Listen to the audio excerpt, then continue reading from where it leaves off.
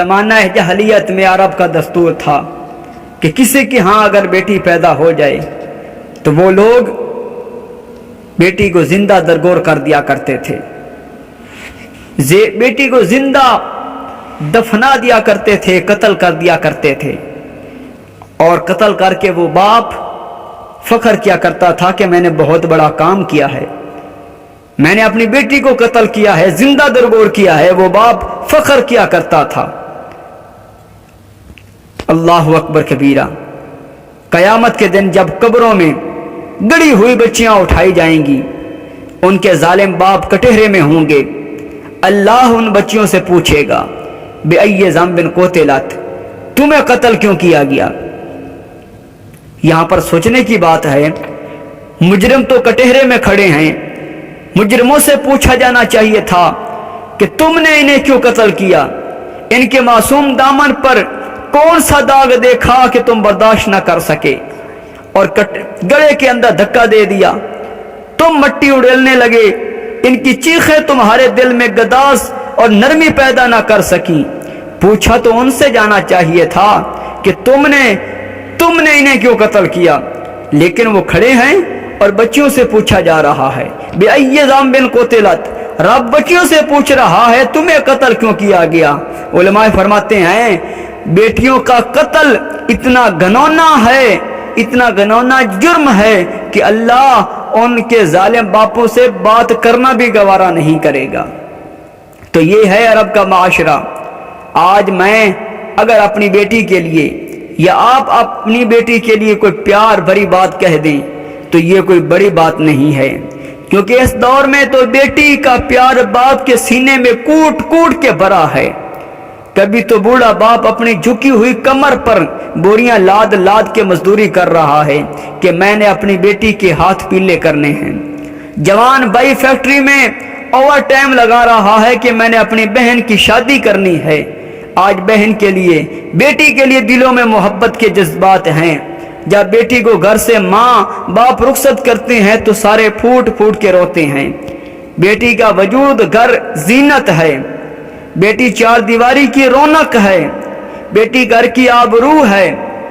آج اگر بیٹی کے لیے محبت کا کوئی جملہ میں اور آپ بولیں تو یہ کوئی بڑی بات نہیں، لیکن جب بیٹیوں کو زندہ درگور کیا جا رہا تھا اس دور میں میرے آقا کریم علیہ السلام نے فرمایا بیٹیوں کو قتل کرنے والے سن لیں، تم تو قتل کر کے فخر کرتے ہو، تم تو قتل کر کے آسودہ ہو جاتے ہو، لیکن میری بیٹی میرے جگر کا ٹکڑا ہے۔ سرکار نے فرمایا میری بیٹی فاطمہ میرے جگر کا ٹکڑا ہے۔ حضور نے یہ محبت دی ہے۔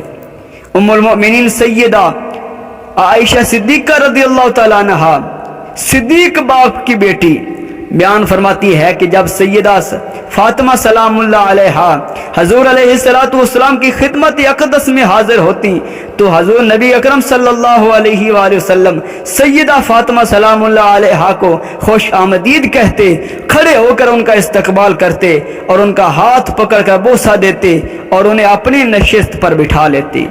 یہ عزت میرے مصطفیٰ نے بیٹی کو دی ہے اور امت کے لیے تعلیم بنا دی ہے کہ اے میری امت، آپ بھی بیٹی سے محبت کیجئے گا۔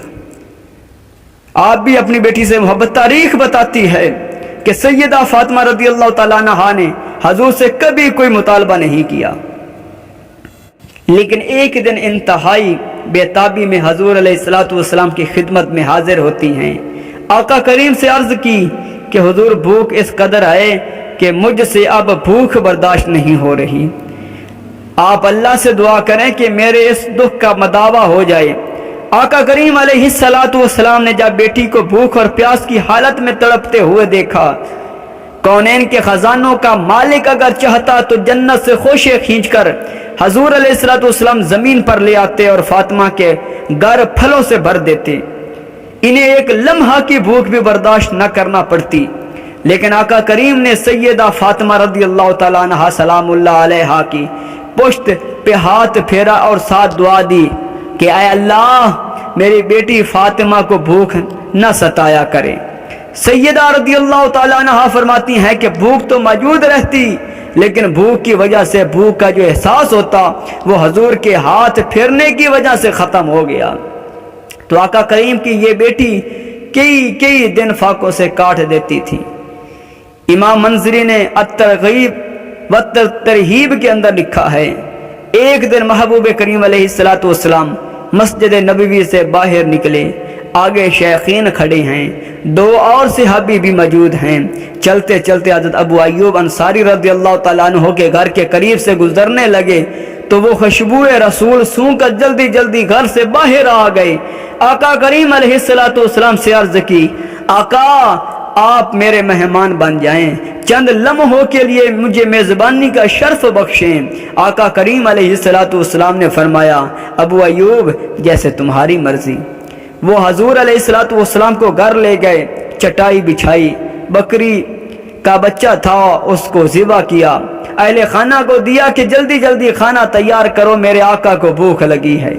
इमाम मंज़री लिखते हैं, जब घर वालों को खाना बनाने का कहकर वापस हजूर की बारगाह में हाजिर हुए तो क्या देखा कि आका अलैहिस्सलातु वस्सलाम के चेहरे पर आसार नकाहत हैं, बहुत कमज़ोरी के आसार हैं। जल्दी जल्दी से गए और कहीं से खजूरों का एक खोशा लेकर सरकार की बारगाह में हाजिर हुए।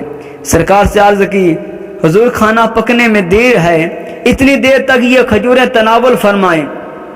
जब थोड़ी देर के बाद खाना दस्तरखान पर लग गया, आका करीम की नजर जब खाने पे पड़ी तो मेरे आका अलैहिस्सलातु वस्सलाम की आंखें छम छम से बरसने लगी।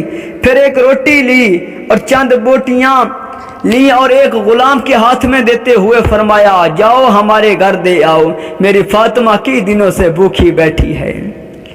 मालिक कौनैन हैं, गोया पास कुछ रखते नहीं, दो जहां की नेमतें हैं उनके खाली हाथ में।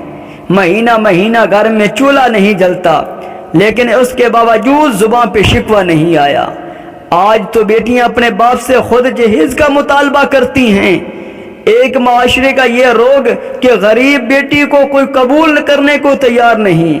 जहेज की लानत ने मुआशरे को ऐसा जकड़ा हुआ है कि घरों में बेटियां बूढ़ी हो रही हैं, माँ बाप की नींदें उचाट ली हैं, लेकिन दूसरी तरफ बेटी भी मुतालबा करती है कि मुझे ये चाहिए, मुझे वो चाहिए। लेकिन दुनिया देखती है इस मंजर को, जब दो जहां के सरदार के घर से आका करीम अलैहिस्सलातु वस्सलाम की बेटी रुखसत होती है तो जहेज उनके पास क्या है? एक मशकीज़ा, एक चक्की, एक आफ्ताबा, खजूरों की एक चटाई, ये है उनका आसाशा, ये है उनका सामान जो लेकर हजरत अली रज़ियल्लाहु ताला अन्हु के घर में पहुंचती हैं और फिर वहां जाकर चक्की पीस पीस के गुजर औकात की जा रही है। मशकीज़ा कंधों पे उठा उठा कर निशान पड़ गए हैं, चक्की पीस पीस कर हाथों में छाले पड़ गए हैं, सारा दिन चक्की पीसती हैं और सारी रात मुसल्ला बिछाकर इबादत करती हैं। ये है मेरे मुस्तफ़ा की बेटी।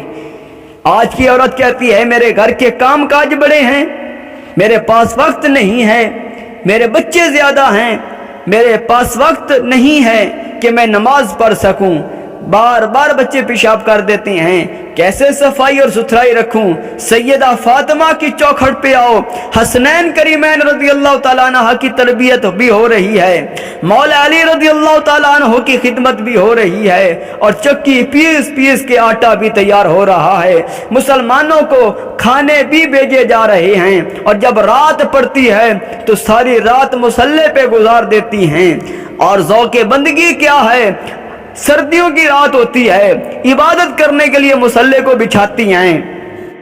मुसल्ले को जब बिछाती हैं तो दो नफल आप नियत करके दो नफल अदा करने की नियत करती हैं। अभी आप कुरान पढ़ रही होती हैं और रात सर्दियों की गुजर भी जाती है। बिलाल रज़ियल्लाहु ताला अन्हु की आवाज आती है तो अर्ज करती हैं, ऐ अल्लाह तेरी रातें इतनी छोटी हो गई हैं कि बंदी का ज़ौक़े बंदगी ही पूरा नहीं होता। अभी एक सजदा अदा करती हूँ कि रात ख़त्म हो जाती है। एक रात मौला ऐसी भी बना दे कि तेरी बंदी तुझे जी भर के सजदा कर ले।